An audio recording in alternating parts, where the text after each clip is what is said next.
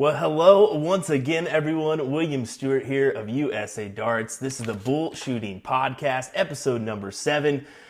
Happy to be joined by Mr. Sean Green this go-around. How's it going, my man? Buddy, I am happy to be here. I feel like I just saw you for like an entire day yesterday. So it's great to have 2 days in a row of that. 2 days in a row, you're right. We had the PPD Nationals yesterday, which was quite the thrill, let me tell you. But yeah, you and I do the CSC Challenger Series for the PPD. That's normally where we kind of tag team with each other, and then you kind of help us out on the USA Darts live streams. You helped us out at NBA and a couple other events. Hopefully some more to come. Looking forward to that one. But you also have your own streaming platform, of course, with Indie Darts to the point streaming. So did want to mention that one. You do some good stuff there every Tuesday night if you wanted to mention that at all. Oh, I appreciate that. Yeah, Tuesday nights we have The Siege every Tuesday night starting at 8 p.m. Eastern. We start off with a little 10-minute conversation between the guest host that we have every week, who is not typically one of our part of our team. It's always fun to have different people with headsets on because you get the whole gamut. It's a whole different ball game behind the scenes when you're doing commentary. You can talk for days, but when you put a headset on, it's really hard to continue to talk for days. You know that firsthand. But this Tuesday is actually really cool because we have Brownie, Steve Brown, former WDF world number 1, will be at the Castle, our studio here in Indianapolis. So that's going to be really cool. It's going to be a fun battle. He's awesome. He's going up against Lee Jones, a couple Indy versus Ohio guys. So it'll be a great time. Steel tip, always steel tip. That'll be a fun match for sure. Getting Brownie in there to toe the Aki once again. And big shout out to your partners Jason Ives and Tim Neal for everything they do. But yeah, let's get into it, man. Quick little PPD recap. How about that? Singles, doubles, and triples events. Singles started on Friday. Saturday was doubles, which we commentated on, and then Sunday we did the triples. There we go. I was going with the triples on that one. So yeah, for overall, singles was looked pretty fun. Nice little bracket there. Doubles is what we kind of tuned in for, starting at 1:30, and we jumped in, and man, they just kept coming with the matches, and we had a ball, didn't we? Yeah, man, I got to be honest. Before it started, we were all sitting there talking. We were like, okay, we might get 2 matches per hour by this rate.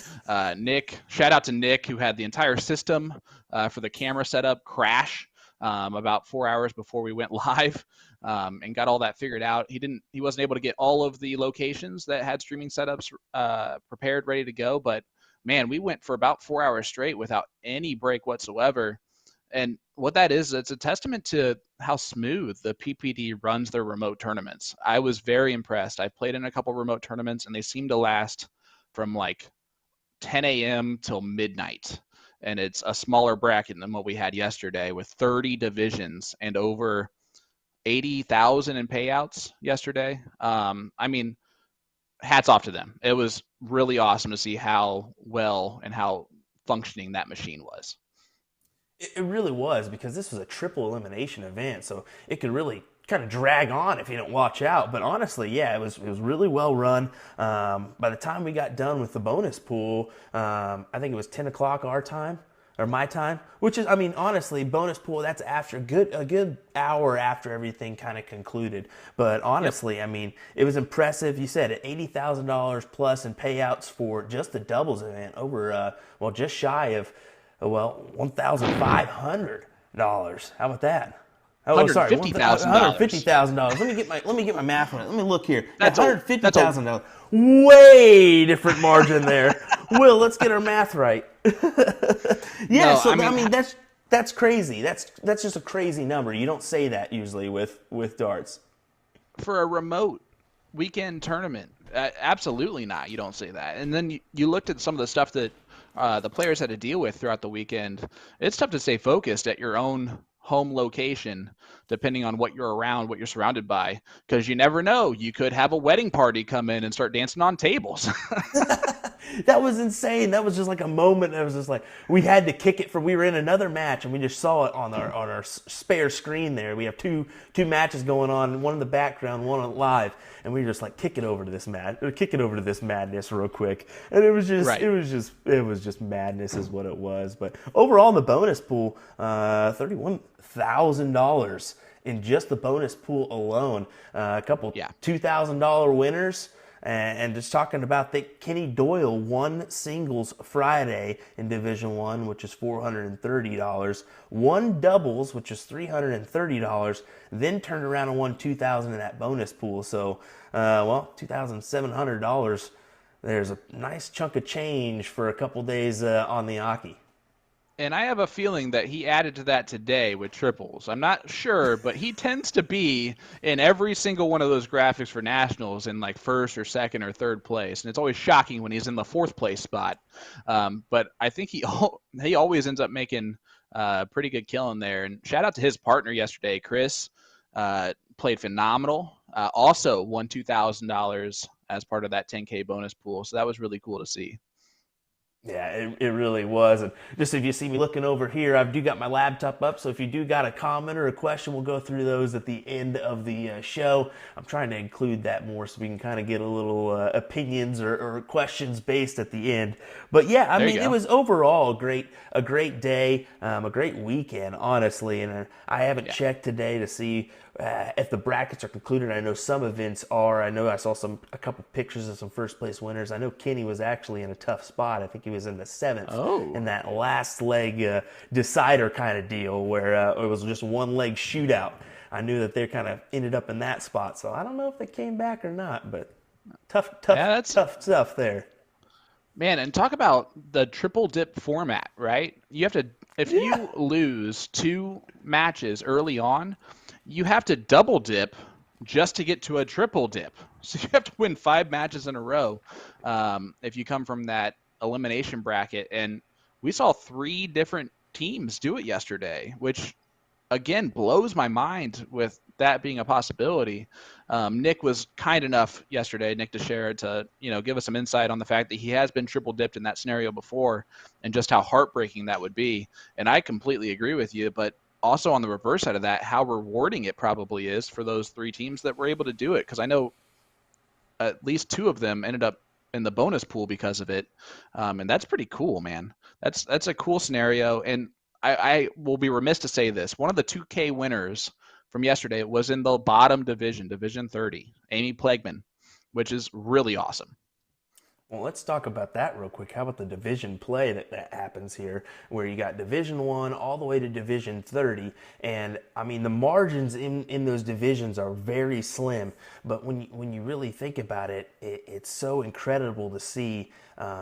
Everybody with the same amount of money on the line, no matter what your skill level is. So even your beginners have a chance at winning some big money, and have that bonus pool option where if you just participate and keep getting those matches in, keep playing, it pays off because you could win a couple $1,000s or maybe even $10,000 if nobody else takes advantage of it. So, man, to think about that is just crazy. Let me tell you, man.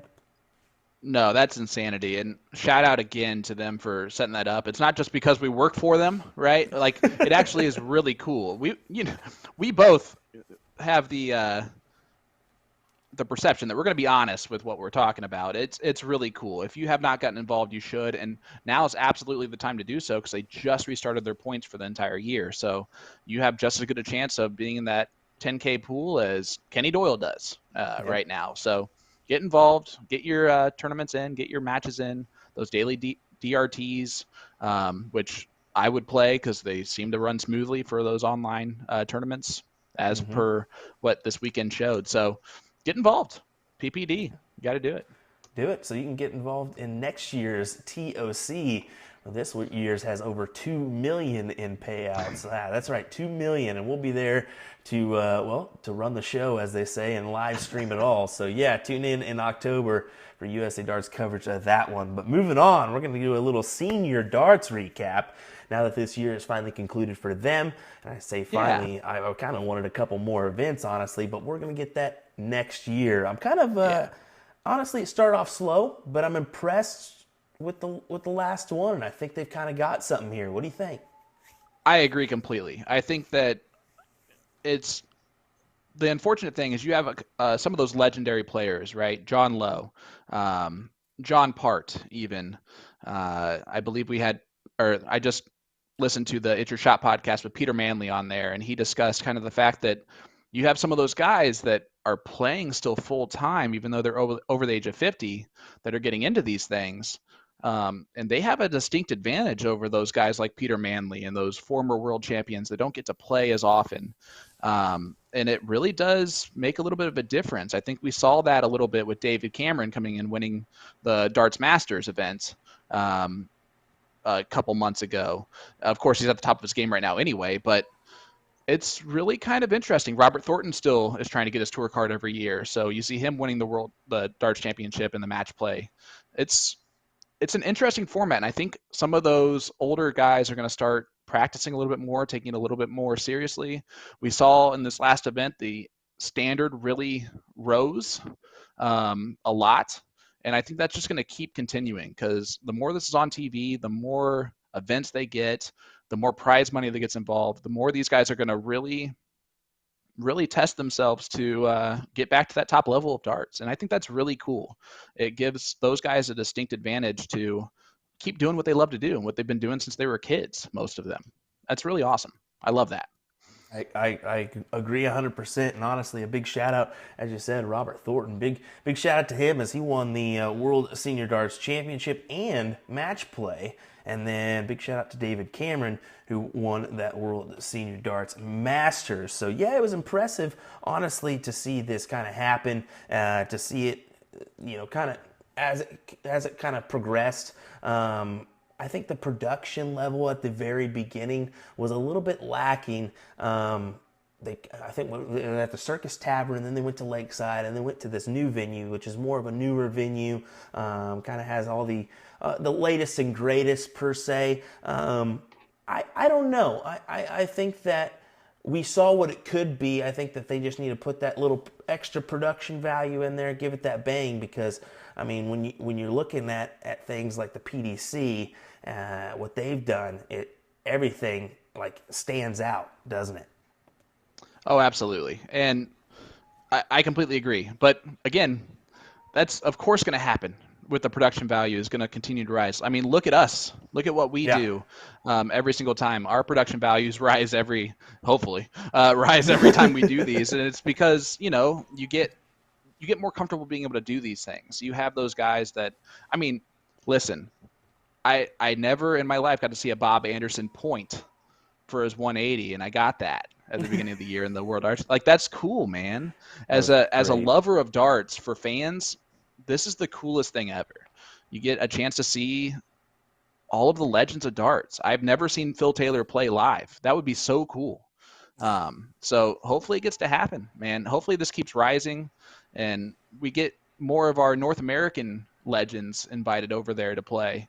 I will say the one thing that I was a little bit upset with this last event is that David Cameron, as the Senior Masters champion, did not get an automatic invite. He would have to have gone over there and qualify, and I mean that's a lot of money that you have to spend just to go over there and attempt to get qualified for it. You're Do you agree with that? There. I think I would have loved to see him in that event. I mean, that would have been great to get an automatic bid. But maybe that'll happen next year. I mean, it looks like, with the success of that last event, I think the really big thing was the success of that last event and what could have been. You looked at the semifinals and both events. Phil Taylor taking on Kevin Painter, 12-10, a very good match, 88 average for Phil, 80 average for Kevin Painter. Then you look at the next semi, Robert Thornton and Martin Adams, 9-7 there. Robert Thornton coming out on top, 92.90. Martin Adams, 92.29. So these guys can play. There's no doubt in it. Then the final, Robert Thornton, 88. Phil Taylor, 85. Now, the name there, Phil Taylor, he's going to be hungry for next year. I think he's going to be putting in the work. I think he said it himself, more money, I'm in. Yeah, and that's one of those things I was talking about. It's really hard for those guys to take the time to practice as much as they typically would while they were playing, at the actual PDC level. you think about it, the prize money, is it enough to practice 4 hours a day for months ahead of time? Peter Manley asked that exact same question to himself, and for him, it just really wasn't the case for him to do that. It was cool for him to play. He's happy that he got to do it. The increased prize money will absolutely get these guys a little bit extra focus. And I can't wait for next year with the seniors. I think it's going to be really cool. I think it's going to continue to rise. It's really cool to see guys like Larry Butler, John Part, those guys, those North Americans, David Cameron, to get over there and play some of these. I think that's really cool. Well, who could we see in the next couple of years is the thing. Maybe next year we see Wayne Mardell, maybe Glenn Durant, maybe we see maybe Gary Anderson down the road. I mean, if he doesn't have, well, he didn't have a good finish. He's already out of the World Matchplay now. That's going to put him, I mean, honestly, he's kind of tinkering on that. He's going to drop significantly after this year if he doesn't have a good finish in that World Championship. It's going to be interesting. Does Gary Anderson get in the senior darts in the next year or two? Who knows? Who knows? It very well could happen. I'm going to throw out one more name at you, and it's one that most people probably don't even know that he would be able to play in that. Leonard Gates. He's 51. So he's over that 50-year-old threshold, and we've seen those North American top guys go over there and perform very well, David Cameron. So I think that that's a reasonable possibility. He gets his first time at Ali Pali this year. You never know. I think that'd be cool. I don't know if he'd want to do it, but I think that'd be really cool. He'd be a cool person to have on that tour, I think. Yeah. That's my thought. I can agree with that. I can agree with that with you, sir. Speaking of Leonard Gates, how about this? Dart of the month right now over at A to Z Darts is the, Dynasty. Let's see if you can get this pronunciation right, because I've heard about 20 different pronunciations on this run. Asigas? Asigas? You know what? I'm going to go with that, because when I first saw it, I was like, is that a real word?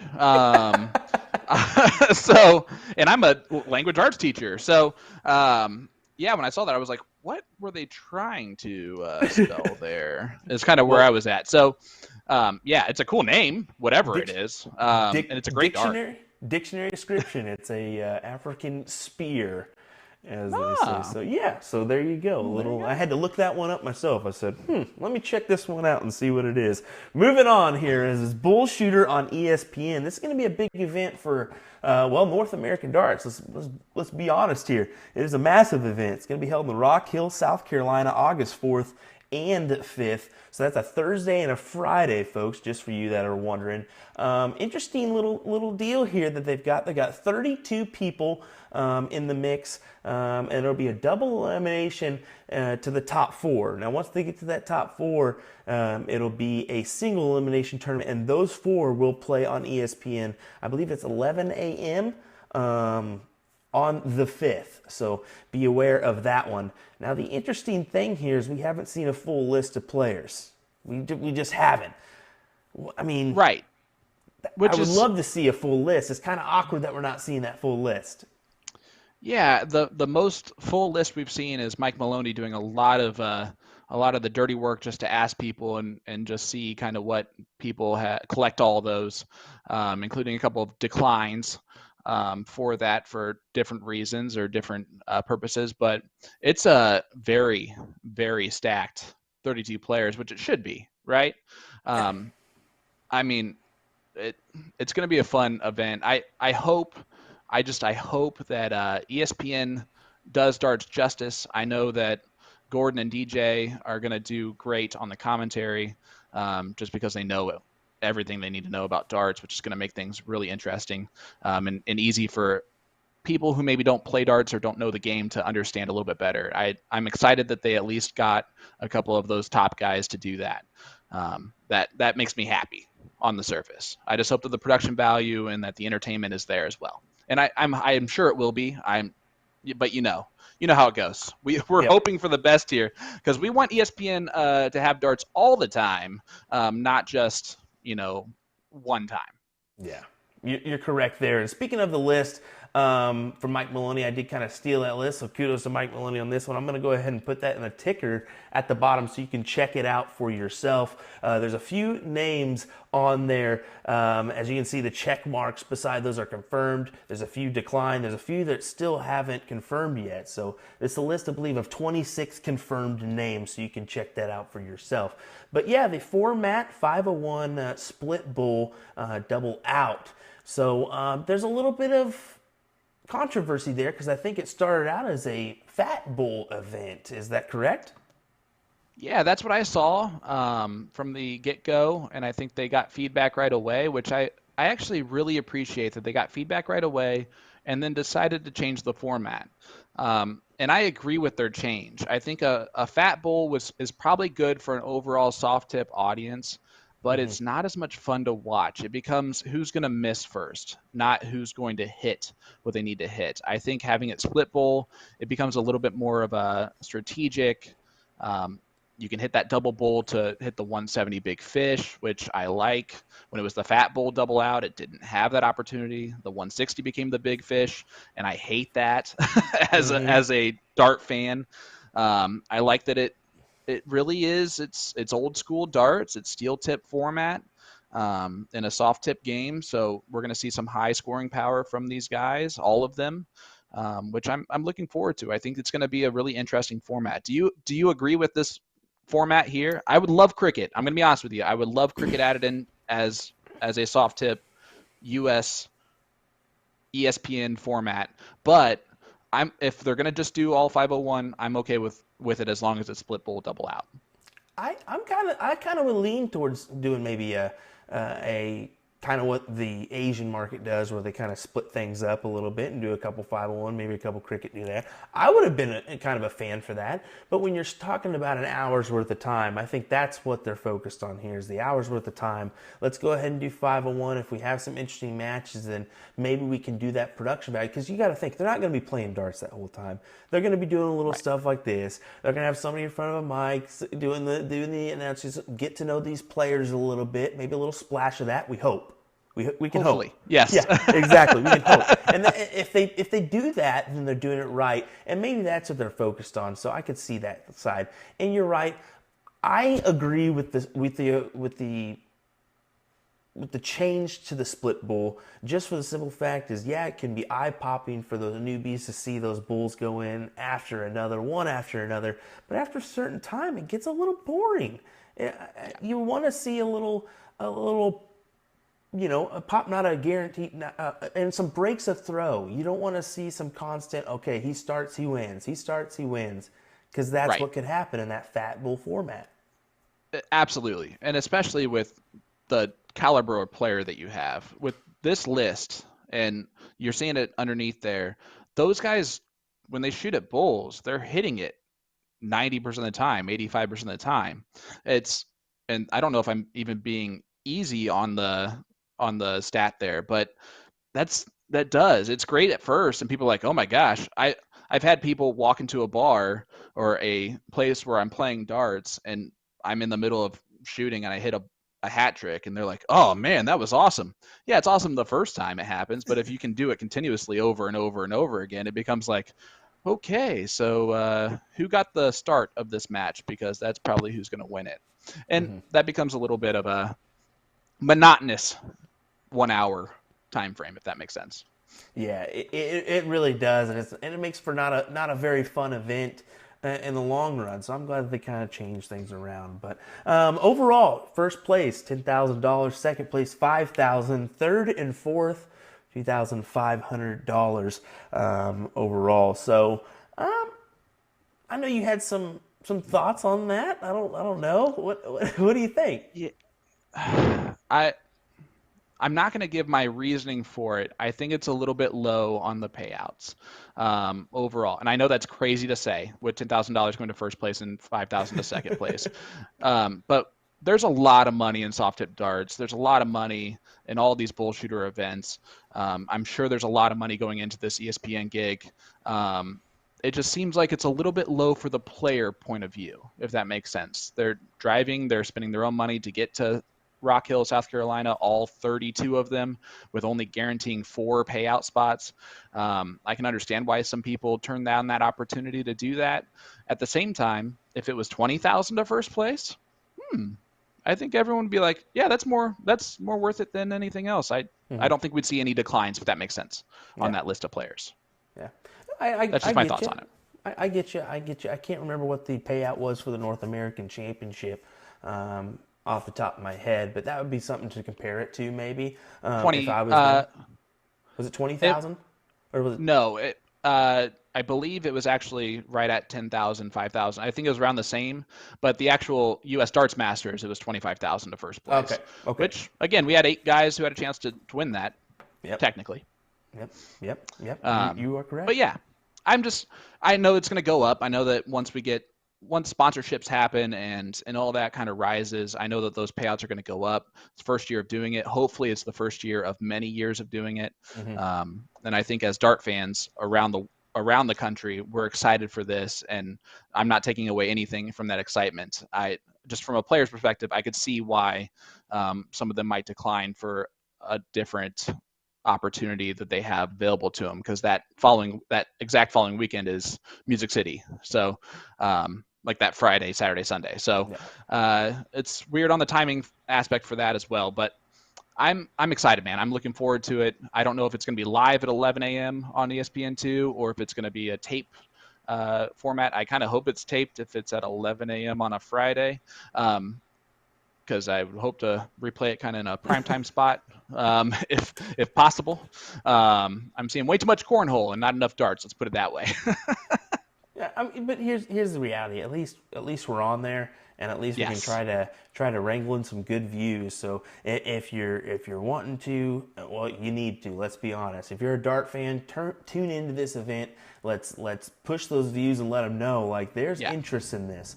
We need to have this more and more, because that exposure could be huge for, well, not only U.S. but North American darts. So tune in. Exactly. I'm sorry. I don't know if you remember this, but do you remember back like 5 years ago when I first started watching the PDC and the World Darts Championship? It was on ESPN Plus. Premier League. And everything live on ESPN Plus. And for some reason that they did not pick that up. So I'm going to guess, if you are a darts fan, if you want to watch this game grow, you better tune in to watch it that day. I don't care what you're doing. Put it on your TV. Put it on your phone. Just put it on and have it on so that they get those numbers up, so that they think, hey, or they know there's a lot of darts fans in the United States that want to watch some stuff. We've had some crazy numbers ourselves, and I think that those numbers are more than capable of reaching. Darts is the second most watched sport on TV in the UK. That's for a reason.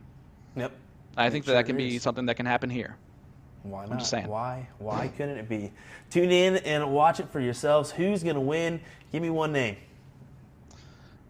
That's so tough. One name. Jeremiah Millar. Ooh, okay. Jeremiah Millar. Go with a different one. That's a good name. Let me check out this list one more time. Yeah. I mean, the old name that pops out is, of course, Leonard Gates, but it's a 501 event.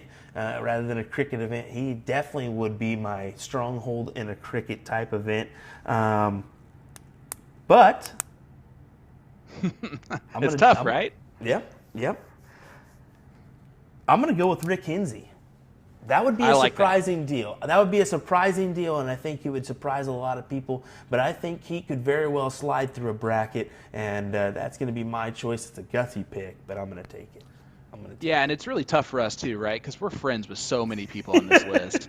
And we know that right now we're getting some of those people that are going to yell at us as soon as we're off here for why we didn't pick them instead. Look at all those players that play steel tip, a lot of steel tip on that list, because I know it's a soft tip event, but with it being 501 split bowl double out, that math is going to be very important. And there's a few guys that are CDC players on there. There's a few guys that are very, very, very seasoned players, and I think that they're going to kind of rise to the top there. At least I hope so. And I just hope it's a great tournament. I hope it's a great turnout. I hope I just hope it's everything that it's supposed to be. Do you know what it's a race to at any or anything like that? I do not know that information. I didn't catch that. But it would be interesting to find out. I'm sure hopefully if somebody knows, they can put it in the chat for us to find out at the end of this little podcast. So we'll go to do hopefully a little bit of question and answers if you had some. So anyway, yeah, moving on to, how about this little L-Style sale going on July 16th through the 31st, 15% off Pro and Easy Flights, also L-Style and Laro shafts. So those are the carbon fiber shafts there at A2ZDarts.com. A nice little deal there. But we will advance on to the World Matchplay. Already in progress, some interesting matchups. Yesterday we had Christopher Tyske versus Stephen Bunting. Christopher Tyske coming out on top 10-6 with a 98 average for Christoph, but an impressive display by the next match, Dimitri Vandenberg, 2020? I believe so. Champion? Yeah, match play champion. Not last year, but the year before. But yeah, I got to tell you, he was on a tear there. Colin Ridds didn't have any, just didn't come out with any oomph. 10-2 win for Dimitri there with an impressive 100 average there, and 10 for 14 on doubles. Yeah, I mean, I love. My wife is a huge Dimitri Vandenberg fan, and I love him too. The dancing stuff is one thing, but he made starts fun, and I just love that he is getting to that level of the top. He is starting to win everything that he plays in, or at least make it really, really competitive every time. He's one of those guys that it's easy to root for. He seems like a really nice guy, a really good kid, and I wish nothing for the best from him, and it's exciting to see him at the top of his game. It really is. It's really fun. I couldn't agree more, buddy. I couldn't agree more. He's really been impressive, and he's so young too. I can't remember how young he is off the top of my head. I could look it up. Actually, I should. But he's I think mid-20s, I believe. He's very, very young and has a bright future ahead for him. Absolutely. And there's a few of these guys that are on this list that we're going to go through here that it's darts is becoming really exciting. Really exciting stuff. I mean, well, here we go. Just look at that Sunday afternoon session. Talk about an afternoon session today. Dirk van Dijvenbode, of course, Ryan Searle. I'm jumping way ahead here because we still have Peter Wright and Johnny Clayton and Robbie John to talk about. But, I mean, you look at that. That's just an insane afternoon session, because usually those afternoon sessions are like those not as well-known matches, maybe those not as good matches. There's not one match there that I wasn't, excited to watch. Well, I'm going to be honest. I think the PDC would have wished they would have switch those up a little bit, because I'm not going to say it was a little bit lacking this evening, but it was a little bit lacking this evening. Let's be honest. It just was. Very much so. Maybe a little too hot. But back up to the top, I did want to mention Peter Wright coming out on top of Mars, but this was the barn burner here. Johnny Clayton and Rowby John Rodriguez. What a match that really was. And Rowby John, I wanted to mention this first. Robbie John gained 16 points on the Order of Merit in July to get into this event. That's crazy. I don't know how you do that. There's not enough money. There's not enough money in those floor events to where that should be possible. So for him to be able to do it, and I don't think he won one of those floor events either to get to that point. He just was so consistent in his averages and his finishes, which is so tough to do in those tournaments. It's really impressive. And the only thing I knew about Robbie John before last couple of years was he was on the PDC when it would go away. PDC TV would go away at the break. He was like the main person that was on that slide. Now they do something different. Yeah. But I just thought that was really funny that he went from that to now he's really grown. He's young, still really young. And I think that we're just starting to see the beginning of excitement. I mean, talk about being able to pump up a crowd and then still hit the double one, or some of those cool stage moments that he's able to do now. He's just built for that stage. It's awesome to see. I'm looking for my shades too. How about that one? Paul Nicholson-esque coming on with the shades. I dug it, and to perform after that really says something. And to do it against Johnny Clayton is another thing, because Johnny's been doing pretty well, but Robbie's just been playing a little bit better. And it proved, 98 average for Johnny Clayton, 99 for Robbie John Rodriguez in this match. Just impressive for Robbie John, and I'm excited to see how far he can go, because he could be another Dimitri Vandenberg here, where he just kind of lights it on fire, and who knows what the future could bring. Maybe a couple titles in the next 5 years, let alone 10 years. Yeah, you hope for that too, because he also comes from Austria, which is a country that doesn't have too many of those top players. Of course, someone who's not here for this event this week, and I'm blanking on the name for some reason off the top of my head. Sulevic. Yeah, Mincer Sulevic was the top guy, and they did really well at the World Cup of Darts together, and it's just kind of carried over. And you love to see those types of things, and especially for countries, being from the United States and being from a country where there's not too many of those top-level players playing on the PDC. We have some great guys that are trying their best to get up there, and they're going to. I guarantee you a couple of them are gonna be up there. Matt Campbell, Danny Baggish, Jules with a little bit more time, and then of course Jeff Smith is a legend. But it's cool to see those types of things from different countries. It really is going to add to the darts being played in Austria, which is always great. That's what you love to see. You want to see darts as a darts fan grow across the entire world, and that's, I think, what we're starting to get at, and it's fun to see. Well, the kudos to those World Series events, because that's where we're going to start to see that growth, that global growth of darts in Austria and the U.S., down in Australia and New Zealand, as those are going to happen here in the near future as well. So, yeah, you're right on that one. But yeah, let's get back to the darts here on the match play. Dirk Van Dijvenbode and Ryan Surya, you mentioned that one. What an entertaining match that was.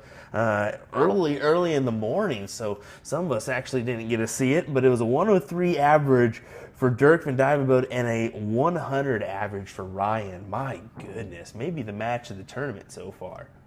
Yeah, Dirk Van Dijvenbode, he's the most exciting guy in darts.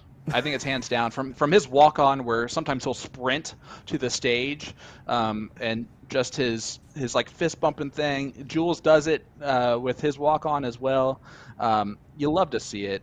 And I noticed that you said in there the bold statements. I'm not saying I'm going to win it, but the way I'm playing, you will have to play well to beat me. I love that. Yep.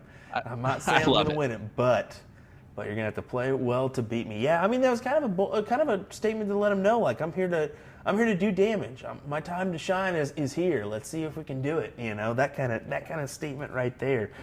Moving on, Danny Noppert, Brendan Dolan, 10-6 win for Noppert. Noppert was down 5-2 before turning it on, and 100 average for him. So we've seen what he did in the UK Open this year. 100 average is pretty impressive. Well, and Brendan Dolan was averaging 111 after the first break of that. So for him to stay that close, even at a 3-2 or 5-2, whatever it was impressive for Danny Noppert. And then, one little chink in the armor from Brendan, and Danny just takes over. And that's the type of good dart player you want to have there. And that happened later on today too. Michael Smith, Andrew Gilding, kind of the same thing, which we'll get to. But yeah, it was fun to see. I like Danny Noppert. That match could have been one of those kind of drab ones, a little bit more of the slower moving matches, and I thought it was a really great match overall. Yeah, it really was. Moving on, Gary Anderson getting beat by Daryl Gurney. Honestly, a gritty match, but both players averaging 92. Gurney's going to have to bring a little bit more if he wants to kind of continue on and advance through this tournament. Gary's just kind of had that struggle. We mentioned it earlier, where if he doesn't kick it in gear, he's going to be falling out of that, possibly even the top 32, which is hard to imagine. But he possibly could. He's been a world championship. He has his runs at the world championship. That's what he's been known to do. And unfortunately, when you have one bad run or something, and you catch a couple bad breaks, you could find yourself out of it. Yeah, I don't know what's really going on with Gary. I know that he has a lot of his physical issues that he's been dealing with over the past few years, and I think that's really causing him to kind of tense up as he's throwing. I remember, like, back in his heyday, man, he would just throw the darts like it was nothing. Like, he was just taking a stroll in the park, and was just nailing that triple 20 bed left and right and center. He was always prone to hit a 9-darter at some point. You almost expected it at certain times, and he's just kind of fallen off a little bit. And I think that's a lot of those physical injuries and things that he's gone through. He's getting up there in age, and it kind of happens. It sucks to see because he's an exciting player to watch when he's on. But Daryl Gurney, he's one of those players that I root for. He always seems really sad, even when he does things right, when he's on stage. And I don't know if that's just him staying even keel or if it's just how he is as a person. I haven't met him personally, but I think if he had a little bit more energy and pep, he might have that higher average, I think, a little bit more often. But I like rooting for him. He's a fun guy to root for. Yeah. Well, energy and pep, how about Andrew Gilding versus Michael Smith? Wow, oh wow. I'm going to tell you, Michael Smith looked really bothered at the very beginning of that match. I'll say it. They said on Sky he didn't, I was like, are you kidding me? If you didn't look at his face, he was definitely bothered at the very beginning of that match, saying, I need to find a way to find some rhythm here, and it's very hard to do so when Andrew's just taking, his sweet old time. But he really wasn't that slow. It was just, he's very mechanical when he throws. But overall, 11-9 win for Michael Smith after coming back from 8-4 down. Yeah, great match for Michael Smith to kind of stay in it. I think every once in a while he kind of gets set in just relying on his natural ability and his ability to throw the same thing every time. And I think sometimes it just bites him a little bit. And I think early in the match, I think he was trying to push himself a little bit further to put some pressure on Andrew early on. Because he even said before the match, Andrew's going to be a tough battle. And I told my wife when we started to watch that match, I was like, you don't know Andrew Gilding the way he's been playing recently, but he's been averaging 118 in matches. He's been averaging 110, 111. He's been a master on those floor events. But I think honestly what did it is the long format, I think, got to him at a certain point. I just don't think he's used to that and the big lights on the big stage as much anymore. But he has the ability to be one of those like late bloomers again and get right back into top level form. The more and more he gets on the stage and plays those more longer formats, I think that's really going to help him in the long run. I'm excited. I get excited to watch those types of guys get back to their form. And actually he's risen way above his form that he's ever had before. I remember when I first started watching darts, I hated watching him. He was so annoying to watch because he was slow and not very good. I can say that, I guess. He would average right around 90, which is a little bit more drab of what we'd like to see from those types of guys. And it's fun to watch because anything can happen with him now. It's been great. But Michael Smith, great victory. That's a great win. You say fun to watch. I say cringeworthy myself because I can't. I look at it and I'm like, how is this guy doing it? Just the way he kind of methodically goes around the board and then takes to the middle and steps over the way left-hand side to throw. And then I think he was sucking on a mint the whole time he was throwing. It was like, how is this guy doing this right now? I didn't know, but nonetheless, Michael Smith pulled it out of nowhere, won it in the end. And 98 average for him. Still on the up and up in this tournament. And he's going to have a chance at the next round. Yep, he just got to keep winning. And I know that sounds silly to say, but if he starts rolling, he gets really tough to beat. You saw it, right? You saw it today. If you watched today, he started rolling, and it's really tough to come back against him when he's on. Mm-hmm. Moving on to the evening session tonight, Joe Cullen versus Damon Hedda, and Damon just really didn't look to have any gear at all as Joe Cullen kind of walked through this one 10-2, 95 average for Joe Cullen, 88 average for Damon. James Wade, Martin Lukeman, 10-4 win for James, and the same thing, it just didn't have that fire that we were kind of hoping for. James kind of struggled on his doubles a little bit. 85 average for James, 83 for Martin Lukeman. Man, any thoughts on those two? Yeah, it wasn't as exciting as it probably should have been for either one. I love Joe Cullen, so I was excited to see him win 10-2. But of course, I like Damon Hedda a lot as well. It really stinks to see Damon Hedda throw so well in these floor events and then get on the stage and average 88 and not make it a close affair, because he has the talent and the ability to push Joe a little bit further than that. James Wade is going to James Wade. It was my first time ever seeing Martin Lukeman play, which I think he's one of those guys that is going to start kind of becoming more involved, and I'm excited to see that too. But how about that next match? Yeah, I was about to say Michael Van Gerwen, Adrian Lewis. It was built up to be greatness, and it was decent at times. It didn't have the fire that we used to. I knew right off the bat when MVG wasn't giving it a go, and neither was really Adrian. I was like, man, I wish they kind of brought some fire into this one. And you were hoping for a little bit more, but a 90 average for MVG, 88 average for Adrian Lewis. It was a 10-7 win overall for Michael Van Gerwen. Yeah, it's his first event back from his carpal tunnel surgery, so I don't know why everyone was expecting him to just come right back and average over 100. The odds had him at a 6-1 favorite going into this tournament, which that's so nuts. If you actually put that money on him, you're crazy. But of course, that's easy to say in hindsight, right? But yeah, both those guys could have had more firepower, could have given it a little bit more, and they both just looked like they were struggling just to even do anything on that stage. And it's tough when you see that, because I think a lot of people were excited to see Adrian Lewis back on the big stage, and he just, again, kind of underperformed. But that's Michael Van Gerwen's worst average ever at the match play. That's crazy to think. But that's the thing. He's been doing this for so long, and yet you don't realize he's like 32, I think. Yeah. He's young. He's still young. Still got a lot of game left to play here. Last match of the evening was Luke Humphreys versus Nathan Aspinall, and this one had, you thought it was going to be sparks here. Luke Humphreys been really on fire, on a tear. Nathan Aspinall has really kind of been picking it back up, like story of the night. 96 average for Nathan and 94 average for Luke. I don't know. I really am surprised by that one. I kind of had Luke.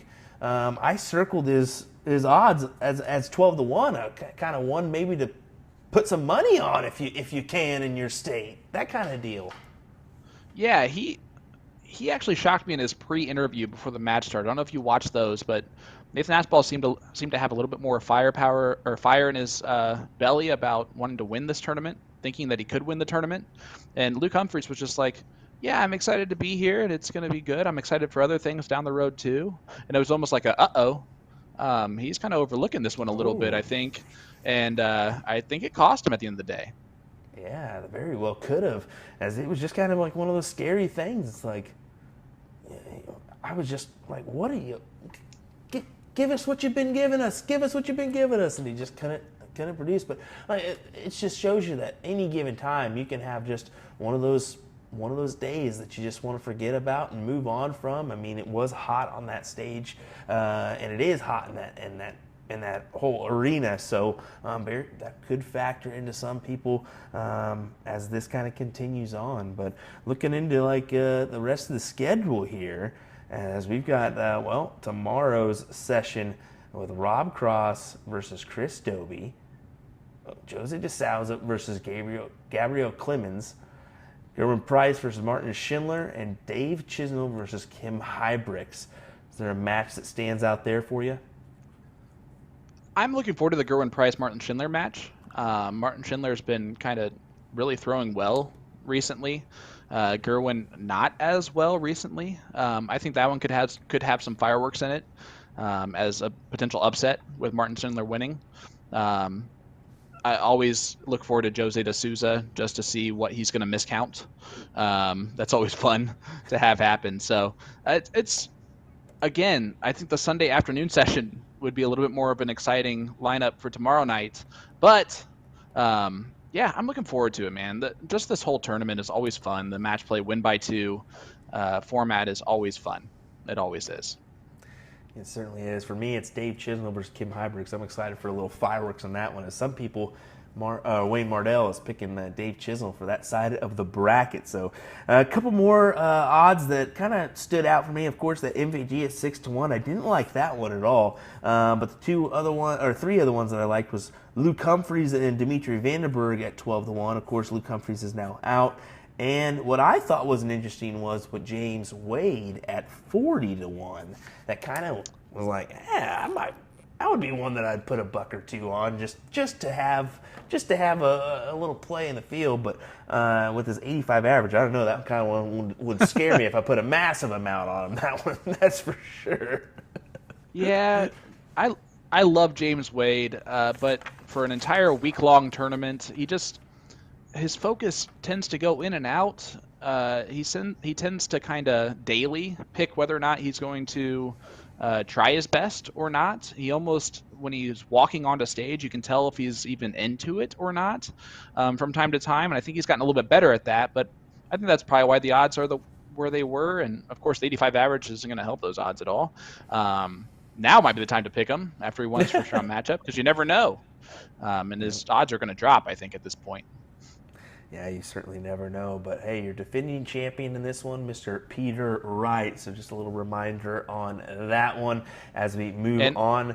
Go ahead. And he does tend to call tournaments that he's going to win before he plays them. He doesn't do that all the time, where he'll say, I'm going to win this one. He did say that before the start of this one. So even though he's throwing really weird darts and a brand-new flight shaft combination, which, shocker, that will probably change whenever he plays on Tuesday or Wednesday or whenever he plays again.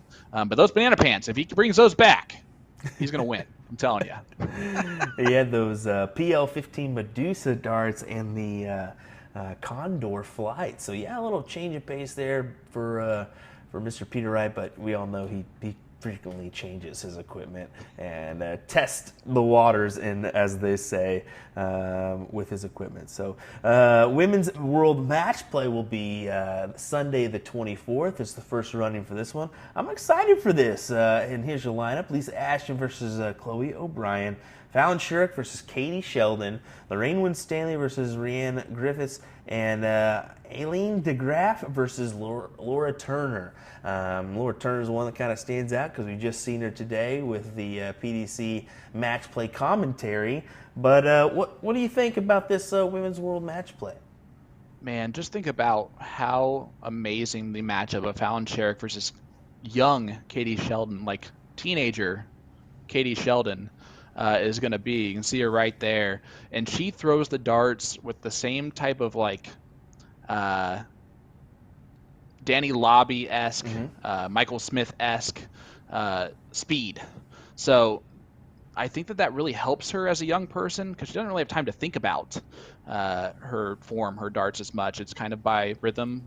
And Fallon has a lot of pressure on her. She's going to have a lot of pressure on her next Sunday to win. She has pressure on her all the time, but I think in a ladies tournament, I think that she's going to have probably the most pressure, and I think that's going to do well for Lisa Ashton, actually, at the end of the day. And Lisa and Fallon, of course, stick out because they've had the most success of late between the ladies on the list. But we do got to point out Katie just because of how young she is and how well she's doing. She did throw a 95 average in a match in a women's series, which is really impressive. She had numerous mid-70 averages for the day in those women's series as well. So if she can settle the nerves against Fallon, I think, she could definitely be a force to be reckoned with, especially at her age. I mean, she plays on the Challenge Tour, Development Tour, and then she also plays on the women's series. So she's getting that experience. She's Irish, so Keen Barry, she played with him for the longest time. She still does. Robin Byrne, who's actually a good friend of hers, is a great practice partner, to be honest. And she's had success recently. They just won the Six Nations as a team over her and Robin and her teammate over the team of Dita Hedman, Bo Greaves, and Lorraine Winstanley. That's a crazy team right there, and they bested them. Yeah, absolutely. And you just said a name that I wish was playing in this PDC and that played more PDC stuff, and that's Bo Greaves, because I'm just going to say it. I think that she is the best female dart player in the world right now. And I know but I think it's true. I really do. I think that if she was in this, I think she'd be the favorite, which is, again, she's so young. I think she's 20, 19, something like that. It's great. She might actually be younger than that. She might be like 18. Didn't she play in the women's? I think she just turned 15? 18. Yeah, she Yeah, just turned 18. that's crazy. Yeah, it is crazy. She's gonna have her time. But yeah, I'm looking forward to it a lot. If Katie can settle her nerves at the right time and hit outs, big outs, in big moments, I think she has a really good chance against Fallon. Mm-hmm. Well, some interesting names that I wanted to drop that are missing: Mikuru Suzuki, Trina Gulliver, which we were kind of finding that interesting that she didn't play in the event. Well, she was actually suffering from an illness, so that's why she didn't secure that spot and lock it in with that last brutal. women's series. Yeah, it is really brutal. Dita Hedman, of course, isn't in the mix because she chose to do the WDF instead of the PDC women's series one weekend, so that would be why on that.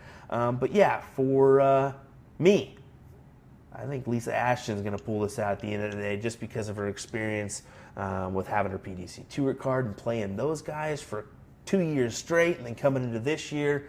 That's my winner in this one. What do you think? Yeah, I agree completely with that. My money would be on Lisa Ashton if I had to pick it. I think the final, if Fallon does get through Katie, I think that final of Fallon versus Lisa Ashton would be quite the fireworks display. But you never know. But yeah, my favorite's definitely Lisa Ashton. There we go. So like minds think alike here as we go into future events, coming events as well. We've got some good ones coming our way for Steel Tip, for the ADO, I think Alien Open, Music City, and WADA. We haven't discussed it, but hopefully we'll both be at Music City. I know I will be because USA Darts got the stream for that one. So, yeah, I'm looking forward to that one as well as for Soft Tip for the partners promoting darts, our DRTs. Those are always going on. ADA National Championships, which Ryan and I will be on the call for. That's a steel tip and a soft tip event, so kind of unique. Oh, nice. There. Yeah, pretty unique. Can't complain about that one. And then, Bullshooter on ESPN and that CSC Challenger Series that starts August 8th with you, my man. I'm looking forward to this one. I really am. There's going to be some bigger. I think the names just keep on getting better here. Which is really cool to think about, right? Is that these are guys that have been watching us, watching that CSC Challenger Series since we brought it back. Was it October of last year with that first season? And to see some of those names now on that list is really cool. And we're going to see an even kind of bigger lineup of that CSI and TOC in October. But yeah, the CSC Challenger Series is going to be big. Those guys at the top. I'm actually looking forward a lot to Division 2. Division 2 is separated right now by like 5 rating points between the top and the bottom. That's 32 people by 5 rating points. Any one from 1 to 32 in that Division 2 can win that. Of course, Division 1 has its favorites: Gates, Millar, Hensey, Doyle, of course. But that's probably not going to be the Final 4, which is really cool. I love that. Someone could surprise us and roll right on through. Who could it be? Could be you. Get involved, dartstoc.com. We'll give them a little shout out. I did want to mention this one as I looked through and looked for some questions. We didn't have any for this go around, but Ryan Mooneyham over on Facebook, a guy that's going to be joining me for ADA, says about the PPD Nationals. These tournaments are always tough. Matches are always down to a dart here or there. You miss a close one, you will be punished. So that's what he has to say about the PPD Nationals and that PPD system. So yeah, you're spot on there, buddy. And Ryan Mooneyham's also in the CSC Challenger Series this go around, which is really cool. He's a predominantly steel tip player, so I'm excited to see him in this. Hopefully we can get him on the stream. Hopefully we can get him up and going. That would be good to see. Yeah, that's going to be good stuff, man. And I'm also looking forward to Music City for the CDC match play event there. on that Friday. That's going to be really cool. Of course, Leonard Gates, the defending champion of that one. We'll see if he's not on ESPN that day. But if he's not, I'm sure he will be there for that one that night. So that's going to be a great one. Of course, Greater Nashville area is always fun, an entertaining place to be in general, anyway.